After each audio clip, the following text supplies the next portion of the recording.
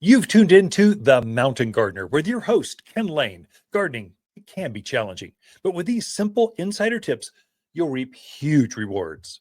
Now, let's tune into today's Mountain Gardener with Ken and Lisa. And we are back on The Mountain Gardener. One of the beautiful things about having a studio right here at the garden center live is when someone really smart comes in, go, Bill, that was super interesting. You can't just train my staff. You got to share this with the entire audience. All of Northern Arizona should know about this. So Bill Jones, he is our Fertilome high yield. Basically, if it crawls, you want it dead. If it's a weed, you want it gone. If you want, if your plants are a little yellow, they aren't blooming as well, Bill's our go-to guy. So he teaches us so that we can teach you how to use the things that he sells. But he's our Fertilome guru or high yield guru. And the reason we like Bill and Fertilome is, well, he's a friend, and Fertilome is a co-op where a bunch of garden centers got together and we formed this company and we have control over it. Bill, you work for us, the independent garden centers, and you want what's best for all of us. And so Bill Jones, welcome to the Mountain Gardener. Thanks for having me, Ken. Yeah, you're welcome. So tell us, how long have you been in the industry and tell us about yourself. Why do you do this?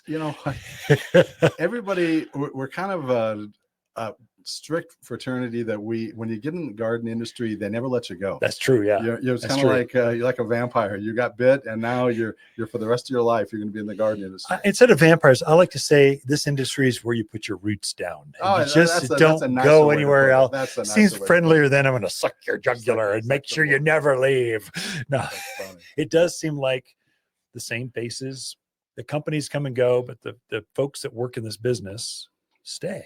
And so you've been doing this for how long? You know what? My first job, I worked in a garden center 44 years ago. Wow. And the funny thing was, that's 45 years ago. The funny thing was, I was so afraid of the chemical aisle, or that because you could give somebody bad advice. Oh, right. And they could kill their grandmother's favorite rose bush, or you can give a bad advice about an insecticide and make the apple poisonous, like Snow White's apple. Yeah. And so I started listening and talking to the people there, and then you just don't forget this kind of stuff. Yeah. And so back then, the pesticides were a lot different than today. Yeah. A lot of stuff that's been taken off the market because it was too persistent. Yeah. It stayed in the environment. Most of the stuff now in the Fertilome stuff that Waters carries is a lot eco-friendlier, right, than what it was. Downright organic. Yeah, absolutely. 40 and 50 years ago. Yeah, much safer for your pets, the birds, your husband. It's just safer for you. So it's just better. So absolutely. That's what I love about your products. And you come in, it is intimidating. You go up to that wall of death and decay at the boxer and go, I have no idea where to even start. We're trying to curate. So we know that tent caterpillars are going to come in. We know that grasshoppers will be. We know that aphids and bark beetle. We know the bugs that are in the gardens here.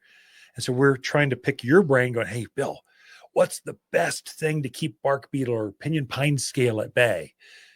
And you guide us through and you get us the right one. And sure enough, it works. Yes. And so we don't make mistakes. We can get it honed in just right. And the advantage of your employees is that they aren't intimidated by that wall, right? Because you have trained them well. And so when the customer comes in, because if you're going to a big box store, you've got somebody who last week was selling plumbing, PVC. Exactly. And this week, all of a sudden, he's going to give you advice on how to keep grasshoppers from coming, invading your yard and eating you out of, house and home. Yeah. So what's your territory? Where do you cover? So you're in Arizona, California, and New Mexico. Yeah, I've got New Mexico. I've got Arizona. I've got Southern Nevada and Southern California. Gotcha. That's pretty big. And how many reps are out there? How many people does it take to cover a nation? Is it 12 or 10? For Fertilome, they've got about 15 reps. Is that it? Okay. I have no idea. Reps. Okay. Interesting. And the best part, what do you sell them? What's the number one thing you sell? Is it fertilizer, bug killers, disease stuff, weed preventers? You know what? Weed preventers, really? And in an awful lot of markets, not so much Arizona, but people have lawns that get invaded with either crabgrass or dandelions. So the selective weed killers are a big market, and a lot of that, the old 2,4-D products, or what's called Trimec, which has also dicamba in with the 2,4-D. That is what it selectively does. It kills the weeds, but it ignores the grass. Because people don't want to kill it all. Otherwise, they can just pour gasoline on it, light it ablaze. Yeah, so that's interesting. So for where lawns are grown, which is not northern Arizona, water's so expensive. It just if we do have lawns, they're postage stamped. They're little tiny things. We have rock lawns. So here we seem to sell more weed preventer. So your weed and grass stopper is what it's called on the label. It's a granular. You spread it across the rock lawn, and then it just keeps seed from germinating. Just keeps them out. That blew in from last year, blew in from your neighbors. It keeps that going, and it's more effective in a low traffic area, because what this stuff does, the active ingredient puts down a vaporous layer like cellophane. And if the cellophane is disturbed, if you're trudging over it with golf shoes, it's not going to last as long. But if it's a low traffic area, it's good for upwards of an entire season. We tell them put it down twice a year, there you go. Mainly because we get 2 waves of weeds. Right now, we're getting the cool season, the dandelions, that kind of stuff are coming up.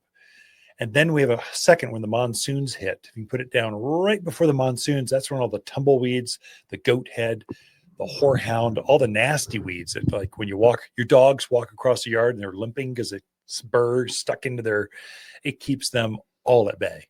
And so if you put it down twice a year, you will have no weeds or greatly reduced number of weeds, like 95, 97%, tiny amount. Yeah. Absolutely. One thing you could help us with, grasshoppers are a serious thing. And so we sell a product here called Turf Ranger. It sounds like it's for grass, but it's not. No. It's for keeping grasshoppers and scorpions and cutworms, things that crawl across the ground. It's made to keep them at bay. Can you explain, how do you use Turf Ranger? I can show them on camera. Yeah, you know what? This is what it looks like, but I wanted Bill to explain it. He explained it to our staff. I wanted to explain it to you all, so we're all smarter across northern. But grasshoppers are a serious problem here. How do they use this product? You know what? What they do is they put it down as a barrier treatment. Right. And then you try to do it in the late afternoon and give it a gentle watering so that some will get into the soil right then. And because you do it in late afternoon when the sun's not so hot, if it dries too quickly, it doesn't last. It won't work for the immediate results. The water activates it. Am I hearing that? So water washes it off of the pellets, because the pellets they could be corn cobs, they could be just a delivery device. Yeah, it's a delivery device. Then when you wash it off and then it doesn't flash dry like it is if it was 100 degrees here, the flash drying just ruins the effect for the long term. It'll kill the bugs today, but it won't kill the bugs 3-4 months from now, which the stuff will do if you apply it correctly. So what we want you to do is apply it late afternoon, water it gently, or if you know it's going to rain, and then keep the pets off of it that night. Keep the pets locked up that night, just because when they're walking through it, they do like to lick their little feet and all that afterwards. And then after that, it's bonded to the activate soil. It with the water. It goes down in the soil, then let it dry, and you're good to go with pets and birds and all that kind of stuff. Is fine. Super, super effective. Yes. At even the big grasshoppers. Some of them they're like, you need a shotgun. They're big as birds. They're ridiculous size. To the smaller ones that fly in, it keeps them all at bay. Yes, it does. And I sell Turf Ranger as a way to put it around the edge of your properties, down the driveway, put it out where that wild range across the way. They're coming in from there. If they cross that area, that 10-foot barrier, it's gonna get rid of them. So it's like a moat. It's like a moat. You know, so you built your castle, and then you've got a moat, and then you've got the drawbridge. And exactly. But that's a good way to visualize how it's going to work for you. Yeah. And it does real well. Then after that, just a few bugs here or there, you could spot apply if you choose to, but you're not going to have the infestations. Gotcha. It's not going to be the disaster that it would be if you didn't have anything and they just come in just, lock, stock, and barrel. That's super. Thank you. You've helped me figure this. I was telling folks do it in the morning. I was doing it wrong. I apologize, folks. You do it in the afternoon, right before dusk. You activate it with water. You let it dry off, and you're good for the next months. Yes. To keep bugs at bay. Wow. Bill Jones, he is a super smart guy. He's our person for all the bug, weed, nutrient kind of stuff. He's our go-to. But Bill, I appreciate you being here. Waters Garden companion plants in May are Indian hawthorn, purple robe locust, Prescott sunshine geraniums, and vining akebia. Akebia is a super vigorous vine with dangling fragrant flowers. She proliferates up arbors, pergolas, fences, and stunning as a ground cover to retain hills. One of the fastest growing evergreen vines you can plant in the gardens. You'll only find the hardiest vines at Waters Garden Center, 1815 Iron Springs Road in Prescott. For a more fruitful garden, increased success in the landscape that just feels better, then tune in daily to the Mountain Gardener podcast. Subscribe through your favorite podcast streamer or visit watersgardencenter.com. Better yet, visit me directly right here at Waters Garden Center. Thanks for tuning in.